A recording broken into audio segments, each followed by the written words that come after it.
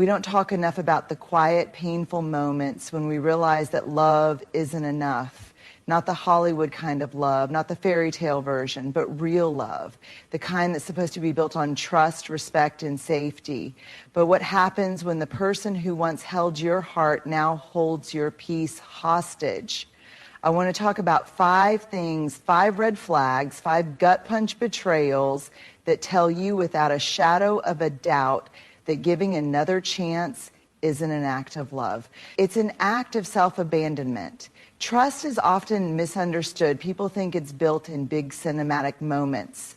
The grand apologies, the sweeping declarations, the heroic gestures of love. We see it in movies all the time.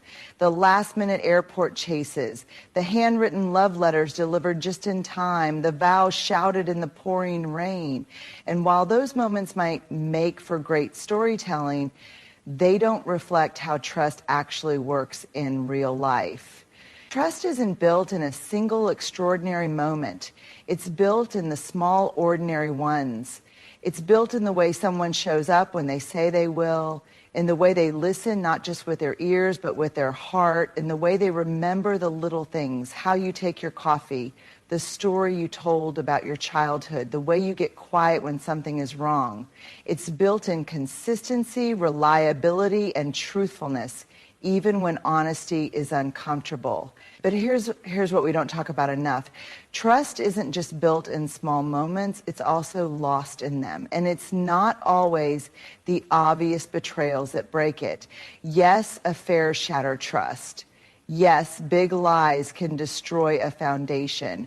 But more often than not, it's the quiet, repeated betrayals that erode it over time. It's the eye roll when you express your feelings, the dismissive, you're overreacting when you bring up something that hurt you, the promise they made and forgot, not once, but over and over. It's the times they chose to prioritize their convenience over your needs, the way they stopped noticing when you were struggling, the way they spoke about you when they thought you weren't listening. Trust is fragile, not because it can't withstand hardship, but because it can't survive neglect. You don't wake up one day and suddenly stop trusting someone. It happens gradually, like a slow leak in a tire. At first, it's just a little deflation, something you barely notice. But over time, as the little betrayals keep adding up, you find yourself stranded, wondering how you ever ended up so far from safety. And the hardest part, the person breaking your trust often doesn't even see it happening because they still believe they love you. They still believe they're not that bad. They still think that as long as they haven't done something catastrophic, everything is fine. But trust isn't about the absence of disaster. It's about the presence of care.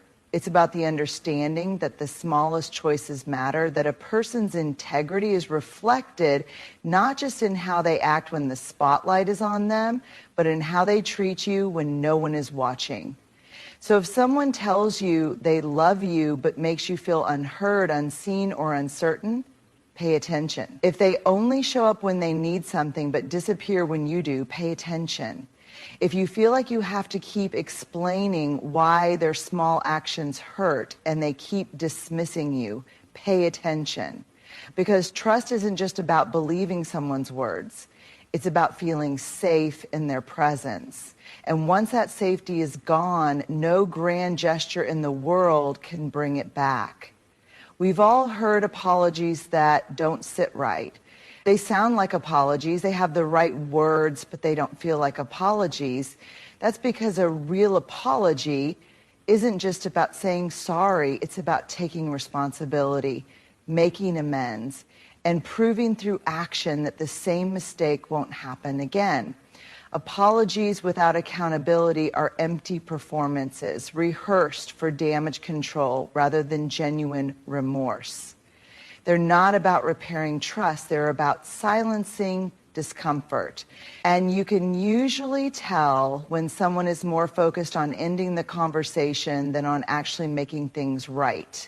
Think about it. How many times have you heard, "I'm sorry you feel that way," which isn't an apology at all, just a passive way of dodging responsibility.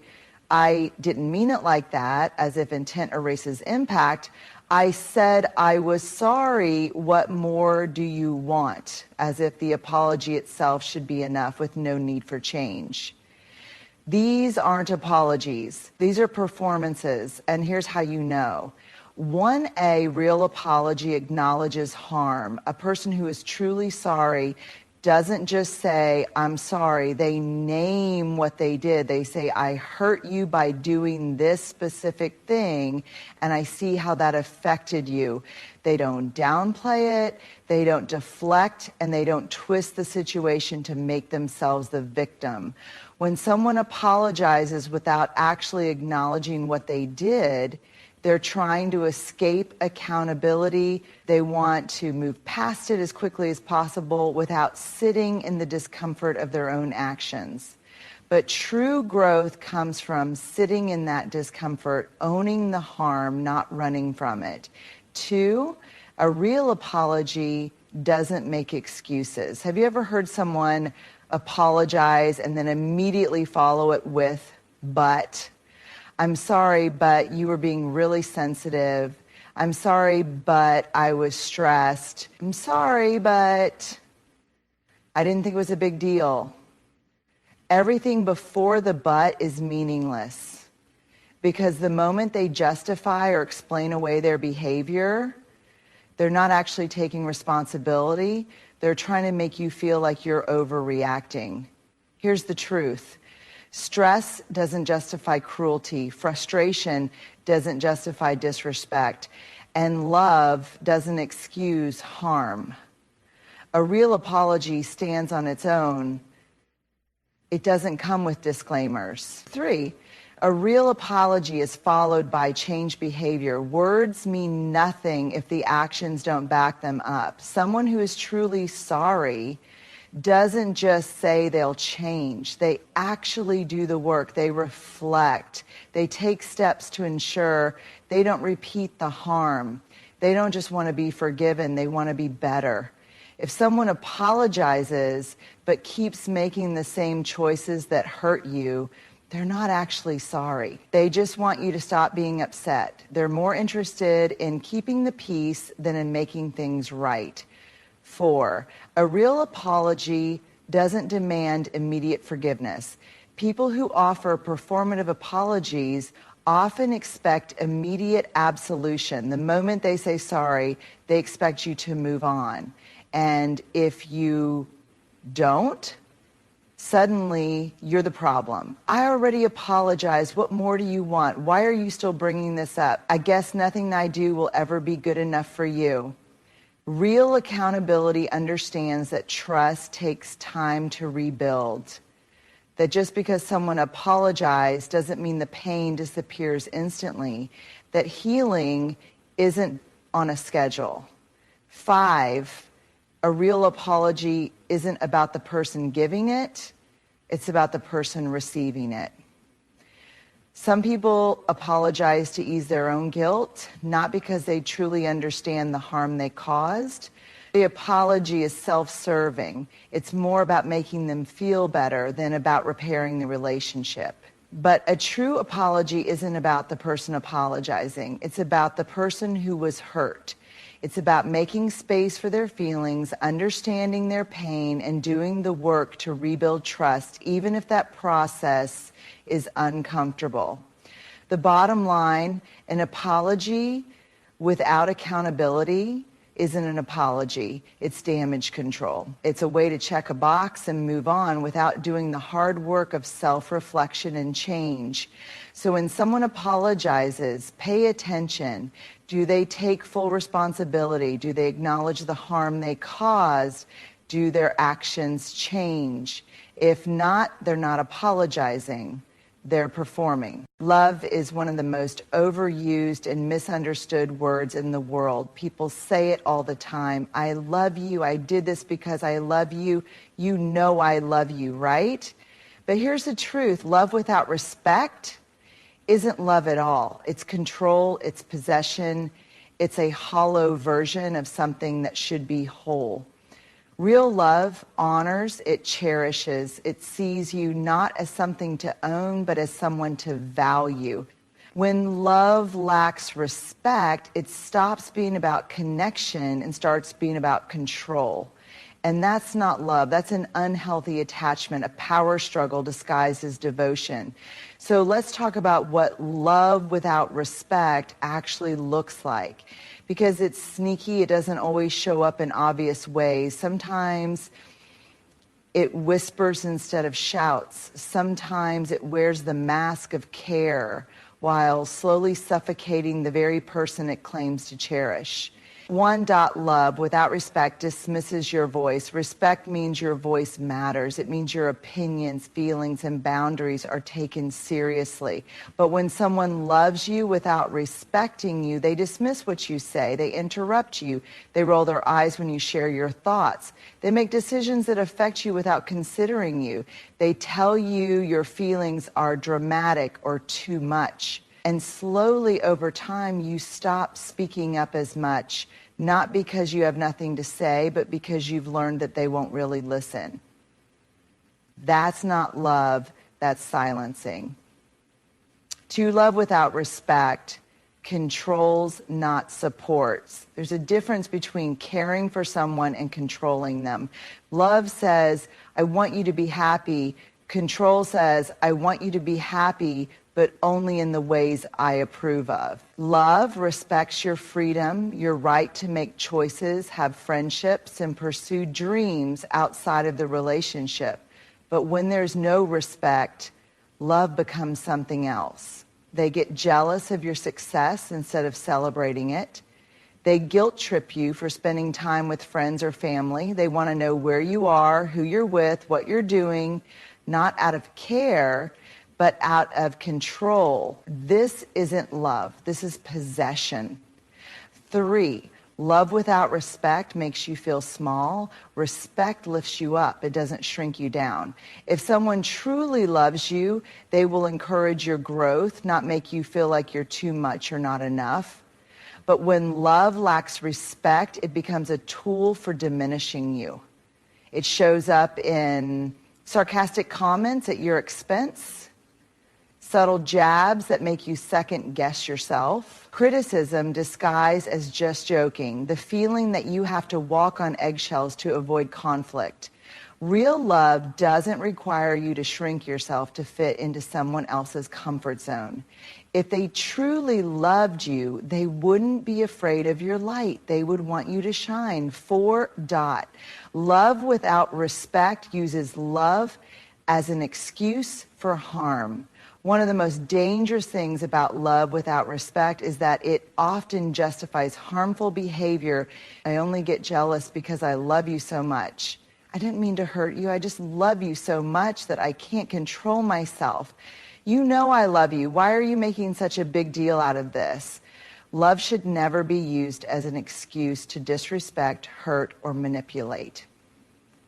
If someone claims to love you but consistently disrespects your boundaries, disregards your feelings, or makes you feel unsafe, what they feel isn't love. It's possession wrapped in the language of affection. 5, love without respect doesn't apologize. It justifies. Respect means accountability. It means being able to say, I hurt you and I take responsibility for that. But when love lacks respect, apologies become something else. I'm sorry, but if you hadn't done that, I wouldn't have reacted that way. I said I was sorry. Why are you still upset? You're being dramatic. I didn't mean it like that. A lack of respect means a lack of accountability, and love without accountability is dangerous. Because without accountability, nothing ever changes. The cycle just continues. What love with respect looks like. So what does love with respect actually look like? It listens, really listens when you speak. It values your opinions, your choices, your individuality. It supports your growth instead of feeling threatened by it. It apologizes sincerely and takes action to do better. It honors your boundaries instead of trying to push past them. It feels safe, not just physically, but emotionally. Because real love isn't about power. It's not about control. It's about choosing every single day to honor, respect, and uplift the person you love. So if someone claims to love you but disrespects you, if they love you but make you feel small, unheard, controlled, or unsafe, then what they feel isn't love, it's something else. And you deserve so much more. Love is supposed to make you feel safe. It's supposed to be the place where you can rest, where you don't have to prove your worth because the right person sees it without question. Love should remind you of your value, not make you forget it. But sometimes love is used as a weapon instead of a refuge. And when someone makes you question your own worth, it's not love at all. It's manipulation. It's control. It's a slow, calculated erosion of the belief that you are enough just as you are.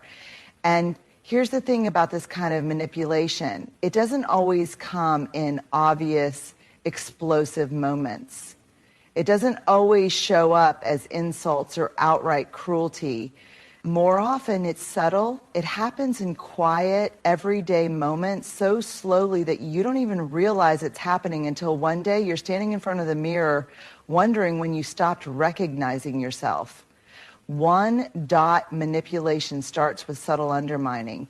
They don't insult you outright. Not at first. Instead, they plant tiny seeds of doubt in your mind. Are you sure that's what you want to wear? You're not as funny as you think you are. I don't know why you get so emotional about little things. I mean, you're smart, but not in a way that people really notice. It's not a direct attack. It's a slow dismantling of your confidence. And at first you brush it off. You tell yourself they don't really mean it. But over time you start to internalize it. You hesitate before speaking, second guess your choices, and shrink yourself just a little to avoid criticism. And that's exactly what they want, because when you doubt yourself, you become easier to control. 2, they use comparison to make you feel less than. Manipulators know that insecurity is a powerful tool, so they use comparison to make you feel like you're never quite enough. They talk about how attractive, successful, or interesting other people are, just enough to make you feel like you have to compete. They subtly point out your flaws while praising someone else's strengths. They make you feel like you should be grateful just to have them because they could easily find someone else. This isn't love. Love doesn't make you feel like you have to fight for your place in someone's life. Love doesn't make you feel replaceable. Real love makes you feel chosen, not just once, but every single day. 3, they make you believe you're the problem. A classic manipulation tactic is to make you believe that the real issue isn't them, it's you.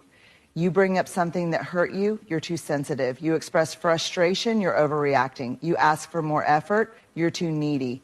Slowly, they make you believe that your emotions are the enemy, that the real problem isn't their behavior, it's your reaction to it. And over time, you stop bringing things up, you stop advocating for yourself, you start believing that if you just tried harder, if you were better, then maybe they would treat you differently. But no matter how much you shrink yourself, how much you adjust, how much you try, it's never enough. Because the goal was never to fix the relationship.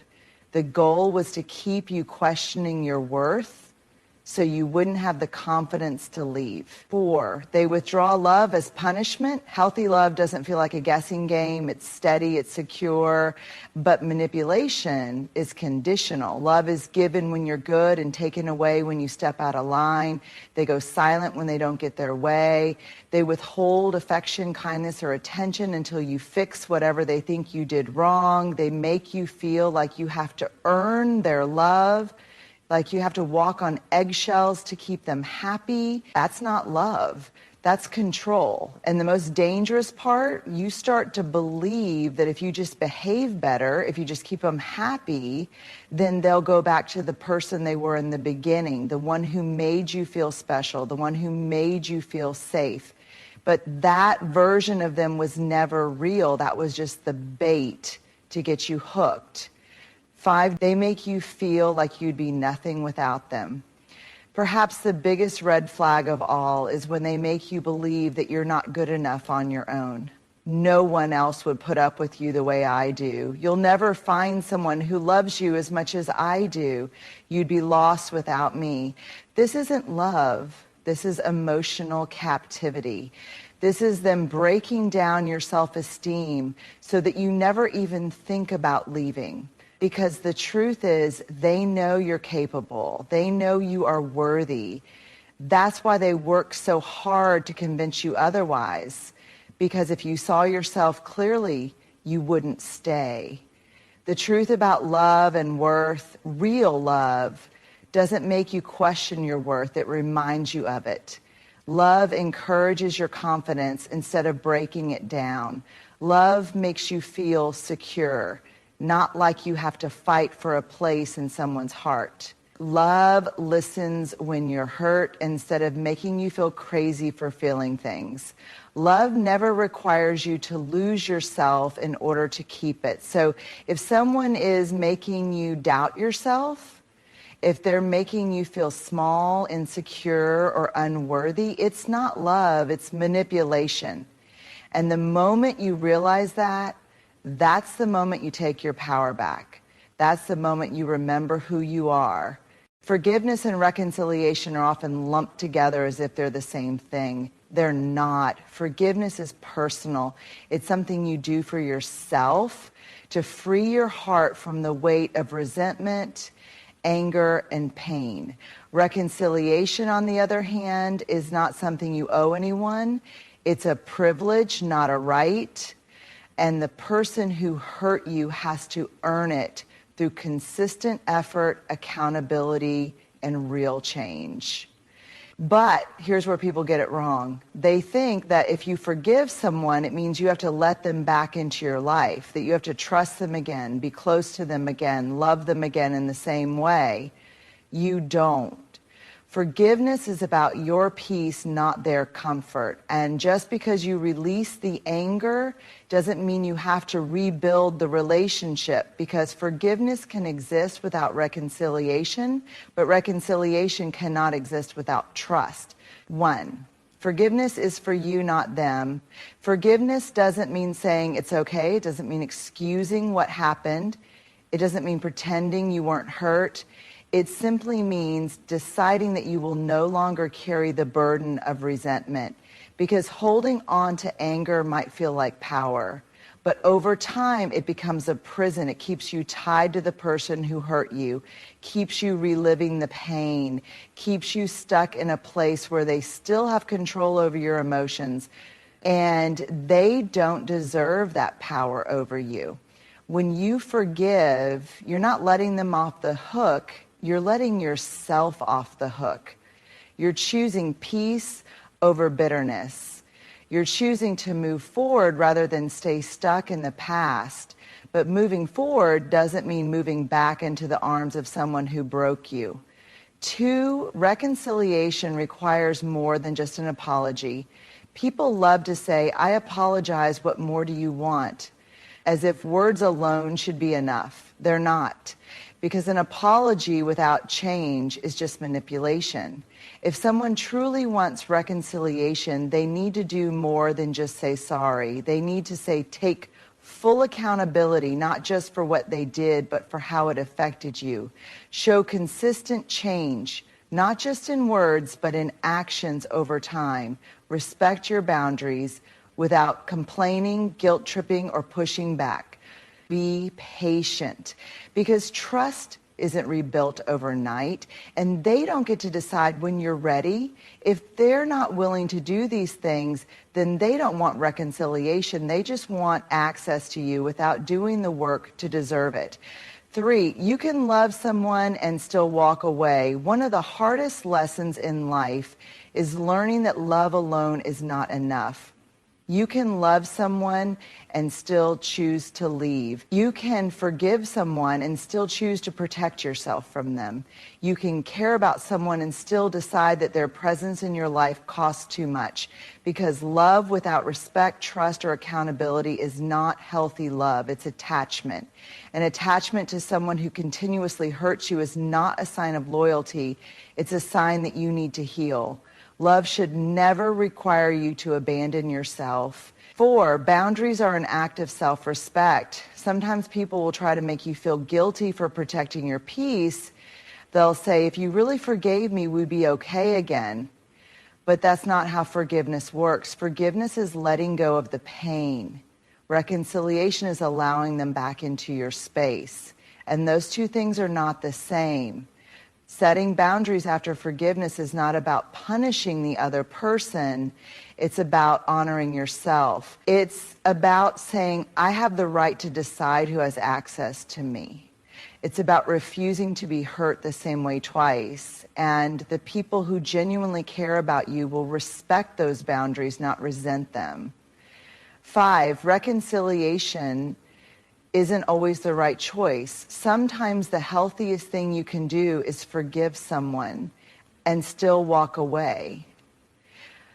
If they keep hurting you in the same way, despite apologizing, walk away. If they expect forgiveness without showing change, walk away.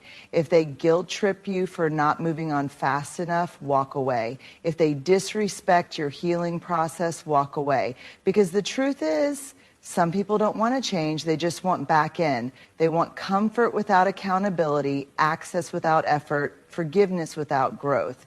But you don't have to give them that. The bottom line, forgiveness is something you do for yourself to set yourself free. But reconciliation, that's something they have to earn.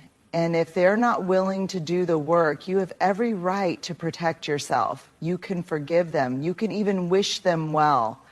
But that doesn't mean they get to walk back into your life like nothing ever happened.